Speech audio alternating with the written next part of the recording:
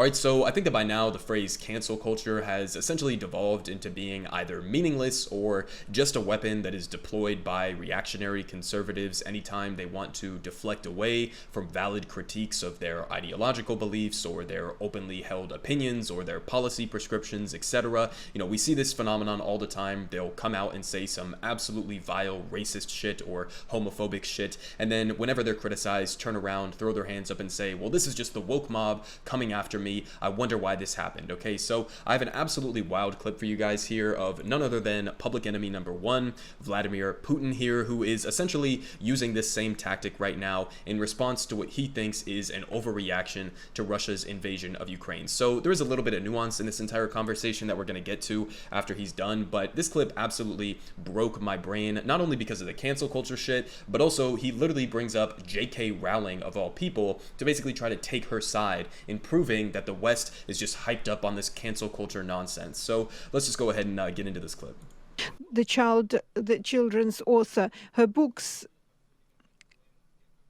are published all over the world, even just because she didn't satisfy the demands of gender rights. They're not trying to cancel our country.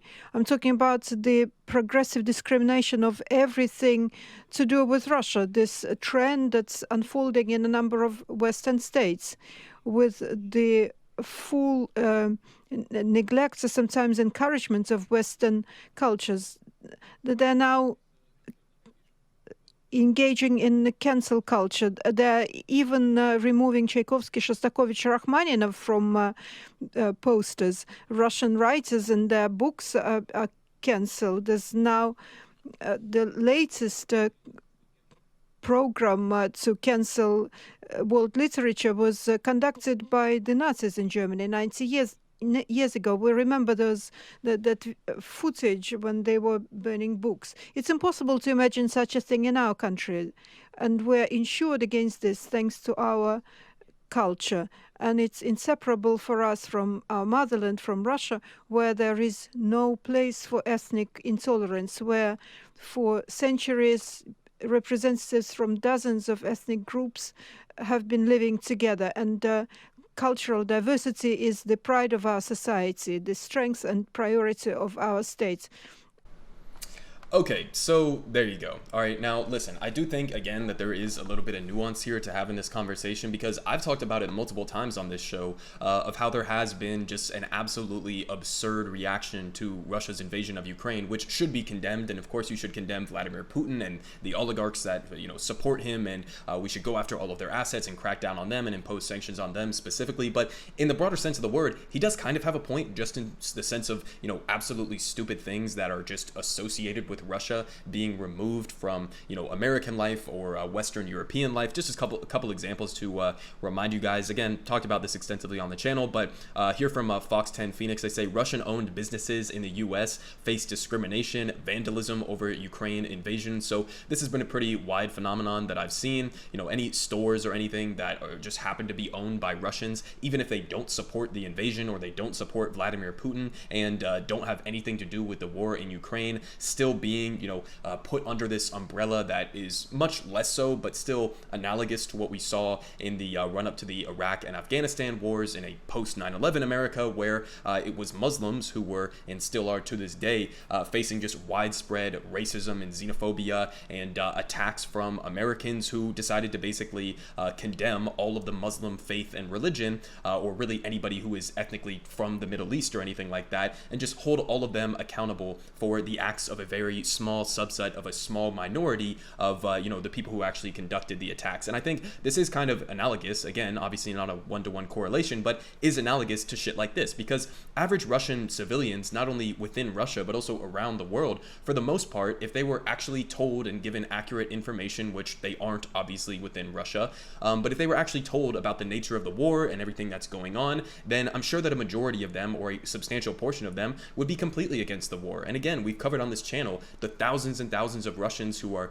putting their freedom on the line, going out and protesting the government and standing up against the war. So it's like, if you want those people to continue being on your side, if you want those people to try to oppose what Vladimir Putin is doing, to try to put pressure on him, which seems to be part of the strategy that we're deploying right now. If you actually want them to do that, then you shouldn't be just engaging in this widespread crackdown on all Russians who, most of them don't even have anything to do with the decision-making process for obvious reasons. Putin is essentially a dictator, but even people who, don't even support the war in the first place. So this type of shit should be opposed. This type of shit is ridiculous, and it is an overreaction. Just one more example to, put it on display how stupid some of this shit has been. The United Nations of Cat Federations bans Russian cats from its competition. So again, it's like, Jesus Christ, everybody, calm the fuck down. Average Russian cats didn't have anything to do with the decision-making process that went in to invading Russia. Okay, so this is the type of shit that is an overreaction, that is ridiculous, on top of the overbroad sanctions that are specifically intended to implode the Russian economy and that hurt average Russian civilians. I don't support those as those either, and I don't think I would call them cancel culture, but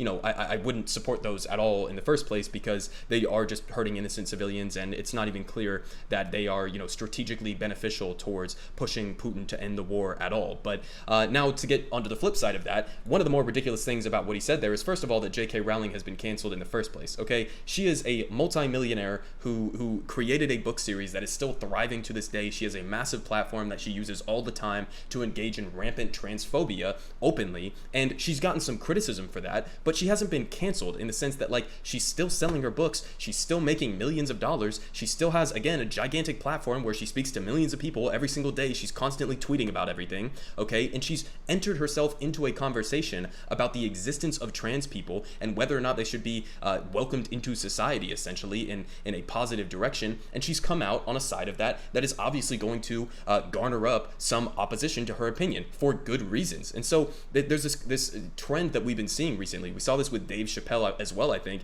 where celebrities who are worth millions and millions of dollars and whose platforms remain virtually completely intact are basically coming out here and using cancel culture as this big bad boogeyman to portray themselves as the victims, when a lot of the stuff that they've been getting pushback on is just valid critiques that they should listen to, and that, even if you don't agree with them, that's what freedom of speech is. And this is the most ironic part of this entire cancel culture debate that I've been noticing, is like the same people who are coming out here and using freedom of speech that we do have here in the United States as a defense mechanism for critiques of the speech that they are using. They're just conflating these two things, right? You can have freedom of speech, but what does that imply? Well, freedom of speech implies that when you come out and say things, other people have the freedom of speech to point out the dumb shit that you're saying and critique it and say that it's dumb and explain why. That's not cancel culture. That's not infringing on your freedom of speech. Freedom of speech doesn't mean that you have the right to go out there and say whatever dumb shit that you want and that you're not going to get pushback. That's not at all what free speech entails. But there seem to be a lot of, especially celebrities and giant public figures, who do think that that's the definition, and think that because they have this massive platform and because they're entering themselves into these,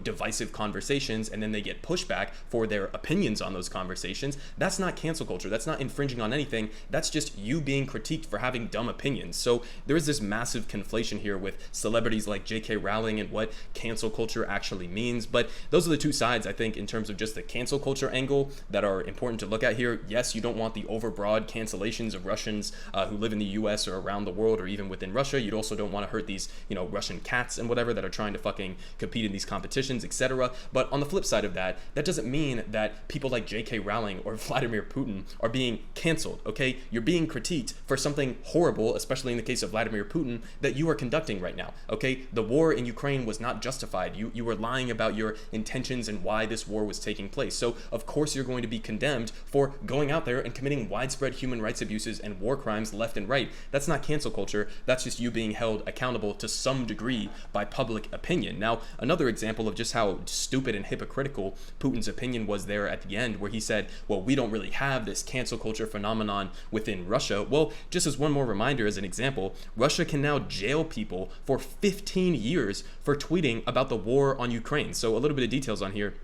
They say Russia's lower parliament unanimously passed a law on Friday morning that will criminalize sharing what the Kremlin determines is fake information about the country's armed forces, with punishments ranging from fines of $45,000 to prison terms of up to 15 years. Now, this could be politicians, this could be just any random citizen who not only just reports on the nature of the war or the details of the war, but even just calling it a war itself, or even just calling it an invasion instead of a special military operation or a liberation movement, could get you thrown in jail, could get you substantial fines from the Russian government. So that seems like it's a lot closer to cancel culture than what Vladimir Putin is trying to portray in terms of himself being the victim. But, that's just my take. I think there's a little bit of nuance to have in this, but it's just absolutely wild on top of all of this to me that this is the types of conversations that we're having where Vladimir Putin, okay, I feel like I'm living in like a fucking fever dream. Vladimir Putin is going and giving a speech where he is siding with J.K. Rowling, who's been, I guess, canceled for her transphobic views, and now Vladimir Putin, who's also very transphobic, is siding with her and trying to simultaneously portray himself and Russia as the victim in this situation,